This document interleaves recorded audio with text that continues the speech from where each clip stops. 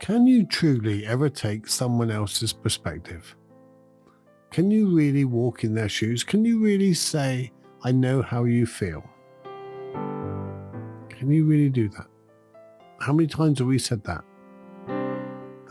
Is it really possible?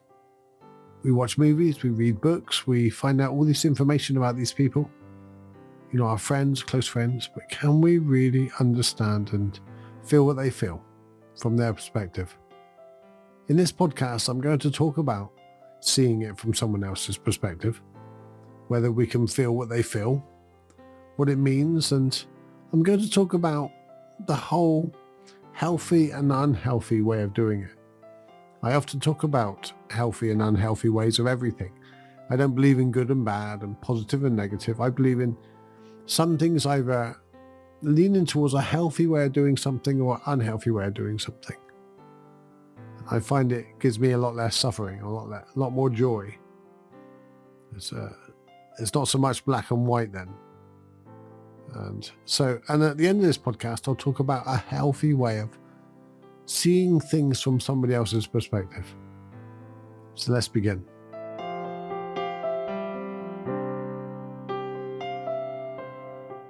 I'm Steven Webb, and I'm your host of Stillness in the Storms, and this is the podcast that helps you to wake up and live life with less suffering, more joy, and especially in a very frustrating world.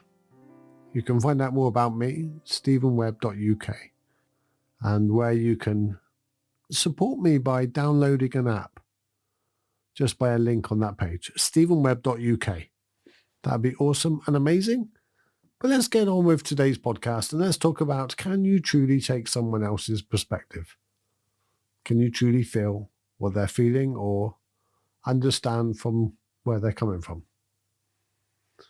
And I've been at Remembrance Parade the last couple of weeks, not solidly, but we had the Field of Poppies where you went down and done a little march and done a little 2-minute silence. We also had the Poppy launch where we done a little silence. And during that time, I've been hanging around with veterans and talking a bit about their stories. And I did the same last year. And on Sunday, we had the full-on Remembrance Day. So we had the 2-minute silence in the morning. And we also had because we're the main city in the county, we had the county-wide Remembrance Day, 2:00, Lord Lieutenant, lots of other mayors, and everybody turns up and we do a little march through town along with many of the other cadets and soldiers and the Army, Navy, and the Air Force. And they all turn up and we all march and I say we all march, I don't, but we all lay a wreath. Many of us lay a wreath. And in talking to their stories, they're telling me about the things that they went through and their parents went through, grandparents sometimes. And I try to see it from where they're coming from. And I used to think that I could do that. I used to think that because I've seen movies, because I've seen other things. And there's a movie called Saving Private Ryan. In the first 20 minutes, it's absolutely mind-blowing how terrible and awful the D-Day landings were. And you feel like you're there, but you're not, because you haven't got the smell, you haven't got the fear, you haven't got the context of everything, apart from the story, but you don't really know what they went through the days before. You don't know how hungry they are, you don't know how fearful they are, you don't know how much training they've had, you just don't know any of these things and their lives and their stories. Some of them might be getting out of the boats really enthusiastic to go, some of them might be terrified to get out, some of them might have froze. We don't know. And we never can truly know, even if we listen to their story. Even if we sat down with one of the survivors and they tell it through the eyes of the way they experienced it, we still cannot truly understand or feel. We can get close maybe, but we just cannot actually live it. It's impossible. And even when we read books of famous people and we hear stories, And even if it is similar, we might have been in the army and we might have gone to other battles and all. Or I might be talking to someone else that's paralyzed like me, C5 complete. And if you see two C5 completes together, we lean the same way. We tend to pick up things the same way. Our hands are paralyzed the same way. And we talk the same way. We talk in short sentences and take breaths, as you'll notice. Now that I brought that attention to you, you'll notice even on this podcast. You'll also see that we're just very similar in many ways, just the same as two humans walk very similarly together. But the experience of walking for two people is completely different. The experience of being paralyzed as a C5 complete is completely different for me and somebody else. I broke my neck at 18, even if somebody else broke their neck at 18 in a diving pool. What did they go through in life before that? Did they have the childhood I had? Even if they did, it wouldn't be identical. So have they got the muscles that I've got? Are they better prepared than me? And these are the kind of things that you cannot ever truly know. But what's really interesting is when we think we can because we're similar circumstances. And taking a more generic approach, I know what it's like to be tired. I know what it's like to be hungry. I don't know what it's like to be really hungry. I don't know what it's like for a child in a third world country where they haven't eaten for days. I don't know what it's like to be thirsty where you haven't had a drink for days and days in the desert. But we can try to understand. We can come to somewhere there. Each one of our pain thresholds is different. One person's pain is another person's. I don't mind that. I went to the dentist and I had to do a live that afternoon. I said to the dentist, can we try to do it without injections? So I didn't want to talk like as if I just had some kind of, I don't know, something wrong in my mind that made me slur all my words and all. And I'm trying to think of the appropriate way of saying that, a stroke or something like that, And I didn't want to go on a live when all my mouth was dribbling. So they said, okay, but you probably won't be able to cope. And I said, well, let's give it a go. And I agreed with the dentist that we would go in 30-second intervals. I would take 3 breaths and I would raise my hand if it was too much. Well, from that perspective, I managed it. She drilled my tooth out and she was quite surprised actually that I managed it. But she drilled my tooth out several times, but she agreed that she would stop after 3 breaths, after 30 seconds every time. So I knew that pain was going to come to an end every single time. And I was able to endure it for that time. Then if I didn't know the pain was going to end after 30 seconds, I would never have done it. I couldn't have done it. But somebody else could. So we tend to compare ourselves as if we're doing better or worse than somebody else based on their pain and our pain. Someone comes in and says, oh, I've got a real bad pain in my leg. And we go, yeah, well, my leg nearly fell off one day. Okay, a bit of an exaggeration, but, we tend to do that.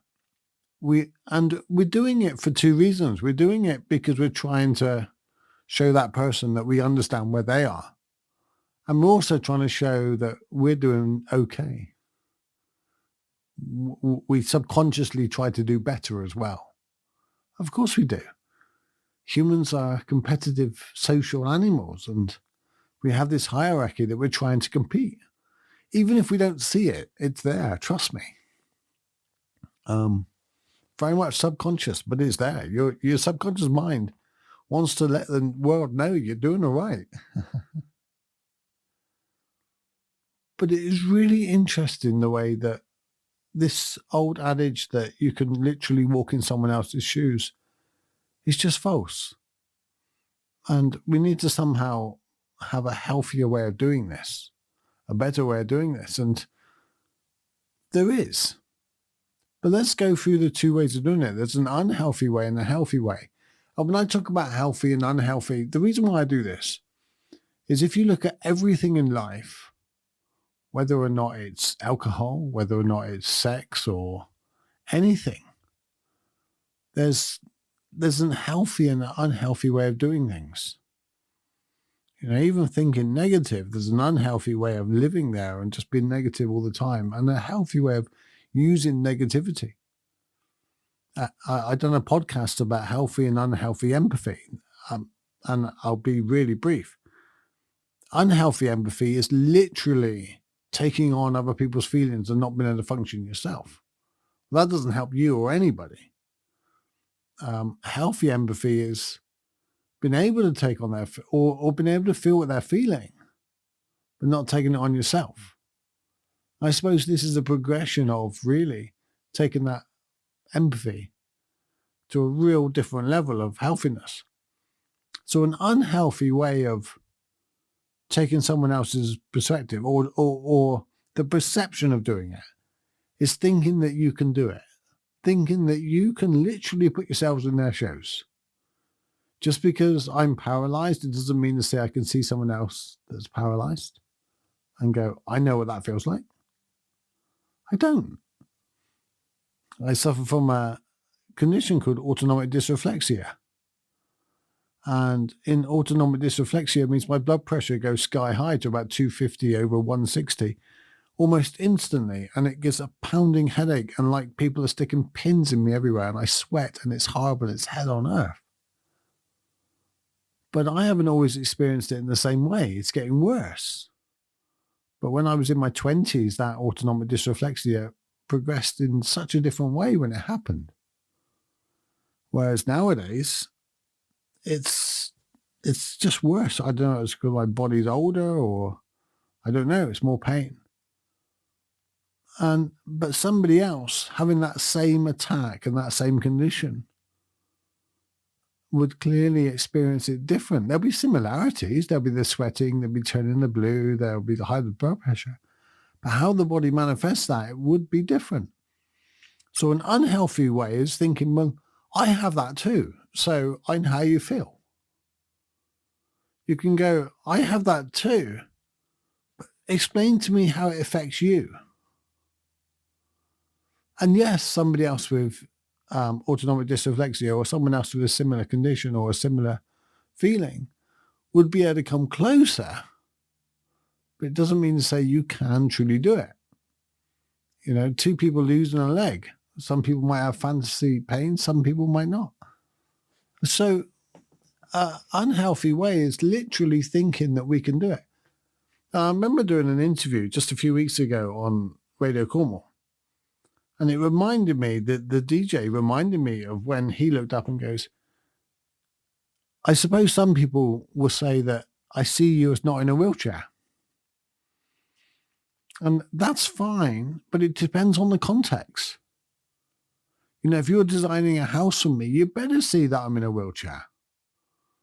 If you're inviting me somewhere and I've got to go, well, I'm in an electric wheelchair. You better plan that, the restaurant is one that has access. So, but if you're asking me for my knowledge on meditation, then especially on the mind side, that's fine. My experience of being there as someone in a wheelchair, or just my experience of being there not including that, that's fine. But if you're wanting to disclude the fact that I'm in a wheelchair because maybe you cannot empathize with it, maybe you cannot understand it, or maybe you want to make me feel better and not see that, it would be unhealthy. It'd be unhealthy not to recognize it. And again, it depends on the context. If you're going to come to me about meditation sat on a cushion and how to sit, no, see that I'm in a wheelchair and see I'm going to be able to give you a vague way of doing it, but I'm not going to know truly because I can't. And again, it comes down to childhood and things like that. So an unhealthy way is going, I know how you feel because I've been there. Or I know how you feel because it was worse for me. It may have been worse for you, that the conditions may have been worse, but you may have the better muscles because you may have had a tougher childhood. Two people can experience exactly the same thing, but one has been through a lot more in their childhood Therefore, they've grown the ability to deal with a lot more than the other person. So the experience of that same event, almost identical event, would be different for both of them. You see where I'm going with this? So you're starting to realize maybe that you cannot take someone else's perspective. You can somewhat empathize, you can somewhat go there, but you cannot truly do it. So what would the healthy way of doing it? That's the good question. As you can see, this is something I ponder quite a lot, the healthy and unhealthy versions. And the healthy way is that I don't really know, I cannot really understand, explain more. And they may bring up something, you go, well, I can kind of get there because this happened to me. Is that similar? But ask questions. The more questions you can ask, the more they can explain, the more information they can give, the better perspective you'll have.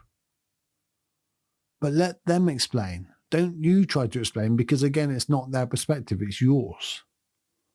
You might think you've got it, but you haven't. You cannot have it. So ask questions, take time, just sit back, allow them to explain the situation, allow them to put it in context as well, and allow them to put it in context of their lives, which is really, really important. So hopefully, to recap on this podcast, you cannot truly walk in someone else's shoes. Stop trying to do it. Stop when they come in there and sit there, do you know what, I've had a hell of a day. Stop going, yeah, I've had a hell of a day too. Listen to their hell of a day. And when they're ready, they'll listen to your hell of a day. Stop trying to say, well, I feel that because I've done this. It's not a competition. It's not a competition who has the biggest pain threshold or who experienced the most. It's about truly understanding and helping them completely from the perspective of where they're to. And it's not about presuming. The unhealthy way is I can take on that perspective because I've seen a movie, I've read a book, or my friend's in a wheelchair, things like that. You just cannot do it. So the healthy way is ask questions, ask them more. What's it really like? How does it feel? What kind of life have you had? And I know you cannot always go into deep detail, but the healthy way is, how much detail can I go in now? How much time have I got? Can I ask questions? If I can, I've got to do the best I can. But the main thing is, don't confess that you know their side. Don't say, I know how you feel. Rephrase it to something a little more subtler. Say, do you know what? I may know how you feel to some degree. A little bit different. I know it's a play on words. I know it's a little bit, but the subtle changes is huge. Subtle changes is huge. So I'm Steven Webb, and this is Stillness in the Storms, the podcast that helps you to find a little more joy and a little less suffering in life when life is a little frustrating. You can help me by sharing this podcast. That'd be amazing. That'd be awesome. Leave me a review on iTunes, or, star me on Spotify, or just do whatever on whatever platform you're on. That'd be awesome and amazing. But sharing would be incredible. And if you want to drop me a message, I had an email from a lovely lady this morning asking me, where's my podcast? And thank you for the encouragement. It really makes a difference. And she gave me an idea of my next podcast. So I really, really appreciate that. So if anything resonated with you in this podcast and you want to go deeper, please let me know. Please email me, and we will certainly try to go deeper, and we'll certainly do a podcast about it. That'd be amazing. That would help me out. It would help you out. And there's somebody else with the same deeper insight, or there's somebody else out there that does want to know what you want to know. So drop me an email. Go to stephenwebb.uk and you'll find all the links and connections that you need to be able to contact me, support me, buy me a coffee, or whatever you'd like to do. Take care. I love you guys. You are awesome. I hope you have the most amazing day, and keep in touch. Don't be a stranger. Bye.